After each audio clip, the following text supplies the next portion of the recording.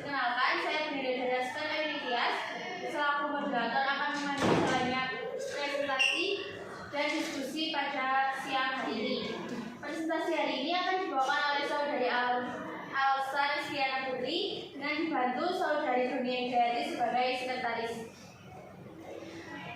Untuk presentasi pada siang hari ini akan dibagi menjadi beberapa bagian. Yang pertama yaitu pembukaan, yang kedua yaitu presentasi, dan dilanjutkan dengan sesi tanya jawab, dan terakhir penutup. Baik, memasuki acara yang pertama yaitu pembukaan. Marilah kita buka acara presentasi pada siang hari ini dengan bacaan basmalah bersama. Selanjutnya yaitu presentasi dari saudari Alsa Rizkiana Putri. Langsung saja kepada saudari Alsa kami persilahkan. Terima kasih. Selamat siang teman-teman. Pada kesempatan kali ini saya Alsa Rizkiana Putri dengan NIM AD 44 akan mempresentasikan materi pragmatik, di mana pembahasan pada siang hari ini terkait pengertian dari pragmatik itu sendiri, selanjutnya dari deiksis, tindak tutur, implikatur, peranggapan, dan strategi tutur. Untuk yang pertama yaitu kita membahas tentang pragmatik. Yang pertama yaitu dari sumber pembelajaran pragmatik karangan Ashdar tahun 2021. Beliau menjelaskan bahwa pragmatik menurut Charles Morris merupakan sebagai sebuah ilmu yang mengkaji tentang hubungan antara tanda dan orang yang menafsirkan tanda tersebut. Selanjutnya untuk yang kedua yaitu dari buku Ensiklopedia Pendidikan Bahasa Indonesia, di mana pragmatik merupakan kajian tentang penggunaan bahasa dalam komunikasi, terutama hubungan antara kalimat dengan konteks dan situasi tempat kalimat itu digunakan. Yang ketiga ada dalam buku Analisis Pragmatik. Menurut Gasdar, pragmatik diartikan sebagai tuturan penutur diterima oleh mitra tutur tergantung pada konteksnya. Jadi pragmatik itu sendiri merupakan studi tentang tuturan dalam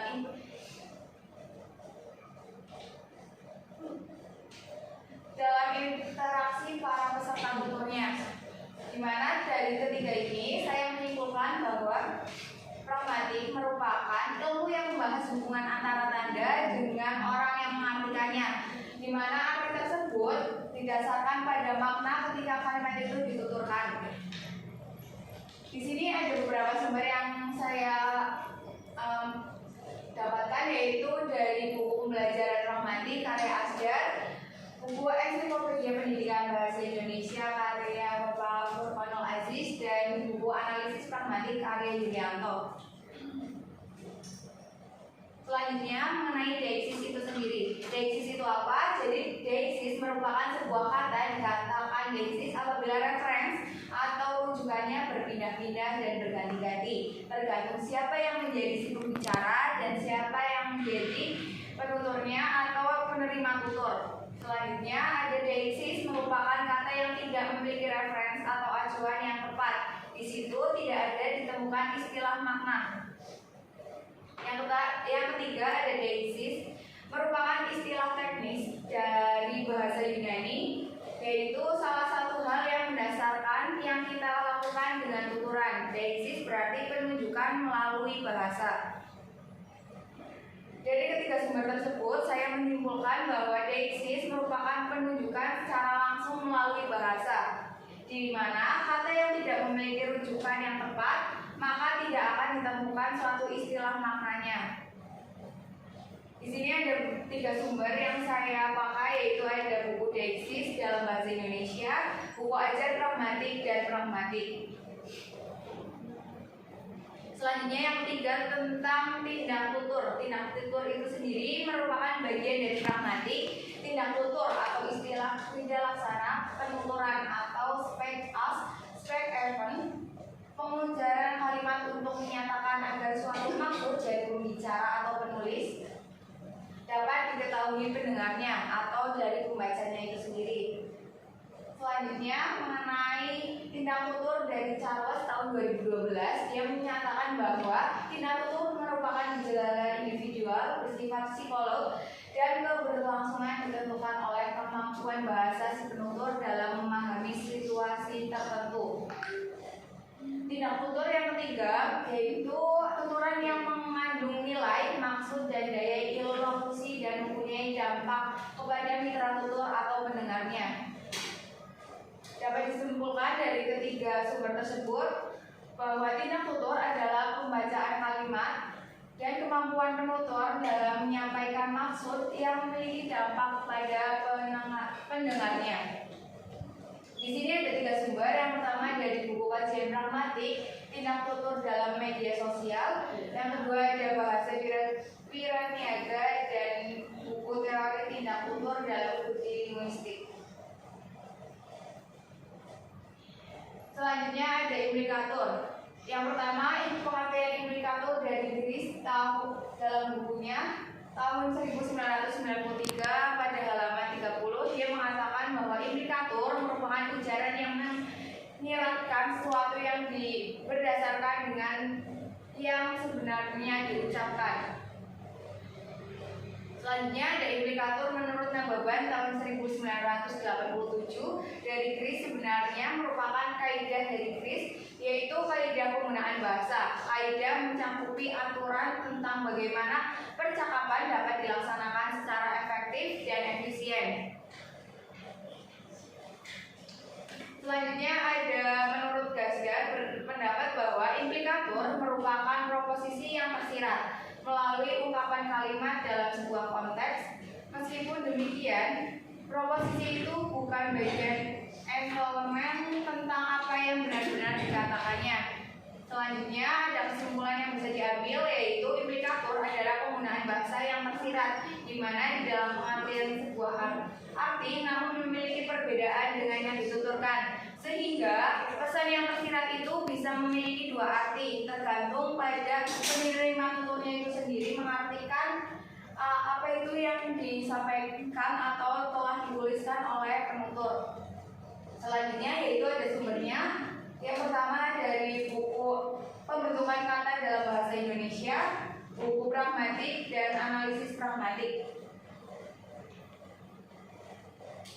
Selanjutnya tentang peranggapan. Peranggapan itu sendiri yang pertama merupakan asumsi-asumsi atau referensi-referensi yang tersirat dalam ungkapan-ungkapan linguistik tertentu. Yang kedua, pragmatik merupakan sebuah komponen penting dalam suatu proses interaksi atau dalam komunikasi antar penutur. Hal ini dikarenakan peranggapan dapat memperkecil terjadinya kesalahpahaman antara penutur dan mitra tuturnya. Selanjutnya, menurut Nababan, peranggapan sebagai dasar atau penyimpulan dasar mengenai konteks dan situasi berbahasa yang mempunyai bentuk bahasa, yaitu kalimat maupun ungkapan, di mana memiliki makna pendengar dan atau penerimanya. Bahasa itu sebaliknya membentuk pembicara, menentukan bentuk-bentuk bahasa yang dapat dipakai untuk mengungkapkan makna atau pesan yang dimaksudnya. Dapat ditarik kesimpulan bahwa peranggapan merupakan informasi dalam berkomunikasi untuk menyimpulkan dasar mengenai kondisi dalam penggunaan bahasa yang membuat bentuk bahasa, di mana agar mempunyai makna bagi pendengar atau penerima bahasa tersebut. Di sini ada tiga sumber dari buku pragmatik, sebuah perspektif multidisipliner, analisis wacana dalam perspektif linguistik, dan analisis peranggapan dalam serial animasi. Selanjutnya tentang strategi tutur. Yang pertama, strategi tutur. Strategi bertutur menurut Brown dan Lexington antara lain ada bertutur terus terang tanpa basa-basi, bertutur terus terang dengan basa-basi, ketentuan positif, bertutur dengan basa-basi, ketentuan negatif, dan bertutur samar-samar. Yang kedua ada strategi tutur, merupakan bagaimana cara seorang untuk menghasilkan tuturan yang menarik dan dimengerti oleh lawan bicaranya. Yang ketiga merupakan cara yang digunakan seseorang untuk menyampaikan tuturannya itu sendiri. Dari tiga sumber tersebut dapat disimpulkan bahwa strategi tutur merupakan rencana dalam berbicara yang menarik tanpa basa-basi untuk dapat dimengerti penerima tutur itu sendiri.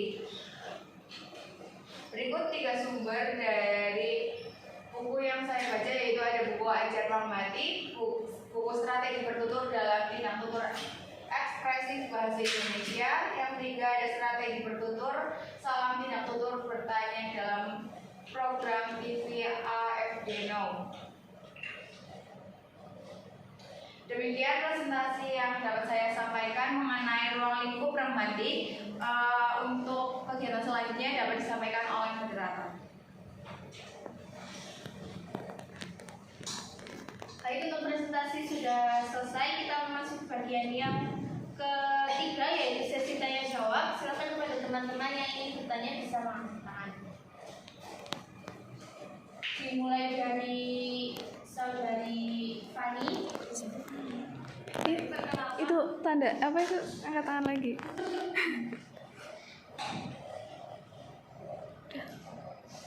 Dimulai dari saudari Fani. Kau dulu apa ya? Terus ke situ apa langsung ke Fani? Ya udah. Baik, dimulai dari saudari Fani, silakan. Baik, perkenalkan, nama saya Fani Ramadhani, NIM akhir 38. Izin bertanya, bagaimana strategi tutur dapat digunakan untuk membangun dan memperkuat hubungan antar individu? Terima kasih. Oke, dilanjutkan saudara Audrey. Baik, saya Audrey Olga dengan NIM 45. Dan saya, apa yang Anda pahami mengenai konsep penutur dan tertutur? Terima kasih. Selanjutnya, saudara Asaki. Oke, saya tadi mungkin lanjutkan mengenai slide 50 izin bertanya. Pada indikator, apakah bahasa tulis bisa juga menyebabkan perbedaan makna? Baik, izinkanlah kami untuk mendiskusikan jawaban terlebih dahulu.